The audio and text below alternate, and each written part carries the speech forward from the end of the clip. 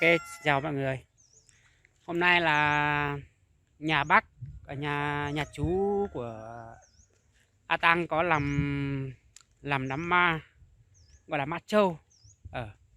Hôm nay có làm đám ma châu nên là mình lên gọi A Tăng, mình với A Tăng đi xem, đi quay xem là người Mông làm đám gọi là ma châu đi. Hôm qua thì làm ma lợn, hôm nay làm ma châu.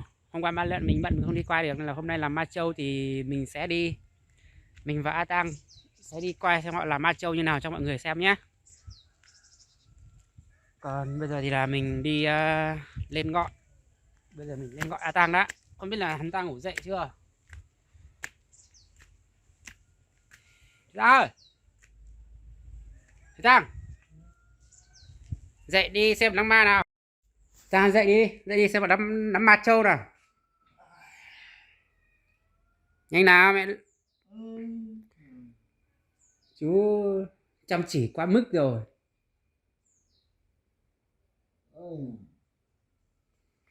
Dậy đi xem đi. Nhanh, còn đi quay để còn quay cho mọi người xem nào.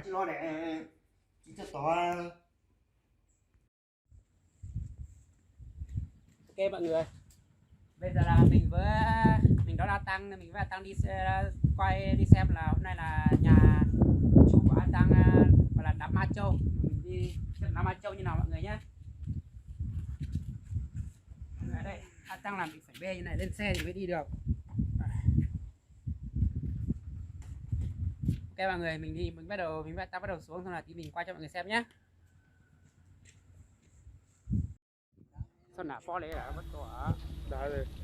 Ok mọi người, và bây giờ thì mình với A Tăng đã đi đến nhà đám ma châu và mình sẽ vào quay xem là người Mông ở trên Tây Bắc, ở trên Mộc Châu, Sơn La là người ta đắm ma châu như thế nào.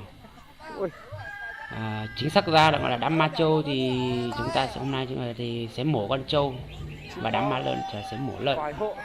Vâng, và đây là trước cửa đó là 3 cái chén, thực tục nó gọi là 3 cái chén rượu để mời anh em, để mời ông bà già tổ tiên người ta về chơi, về thăm mình đây. Và bây giờ mình sẽ vào trong nhà quay chi tiết cho mọi người xem nhé.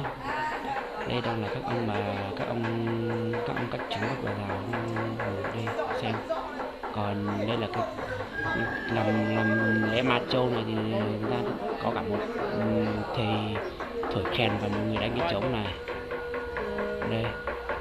Đây chính xác là đây người ta làm, đây là cái hình ảnh tượng trưng cho gọi là cái đám nhưng tượng trưng cho ông gọi là ông bà già tổ tiên đấy. Mình để cái vài ảnh như là tượng trưng trên này này, trên bàn thờ như này, là tượng trưng cho người ta đấy. Còn thổi kèn đây thổi kèn và đánh trống này là một cái thủ tục bắt buộc của người Mông ở trên Tây Bắc này. Thổi kèn đối trống này, đánh trống là để mà gọi ông bà già tổ tiên chúng ta về để mà gọi về, gọi là cúng họ, để gọi về để tưởng nhớ đến người ta, để người ta còn bảo là còn nhớ đến họ. Còn bây giờ thì mình ra ngoài này để mình sẽ quay cho các bạn xem là lễ ma châu bò mà, nên là sẽ mổ con bò, và mình sẽ chuẩn bị đi quay vào chỗ con bò và có cái nhà ma để mà tí để mấy cái con gọi là con rối mà mình bảo là để trước bàn thờ tượng trưng đấy, để con đấy vào trong cái nhà danh xanh này, cái nhà danh xanh này. Đây, người ta làm cái nhà danh xanh như này để tí để cái con gọi tạm là con ma đấy đi, cái con rối đấy để vào đây. Và con bò đây bột sẵn ở đây rồi, tí thì sẽ mổ con bò. Còn cái cột, cái cây này là để ở đây để mà tí bê cái trống kia ra treo ở đây. Đây đang nấu nước để mà chuẩn bị mổ bò đấy. Bò đây gọi là ma châu bò đấy, thì phải mổ châu bò. Chúng ta có thể mổ trâu hoặc mổ bò đấy. Đây con bò đây.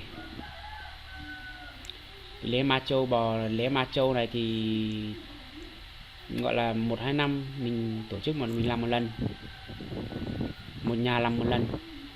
Đấy.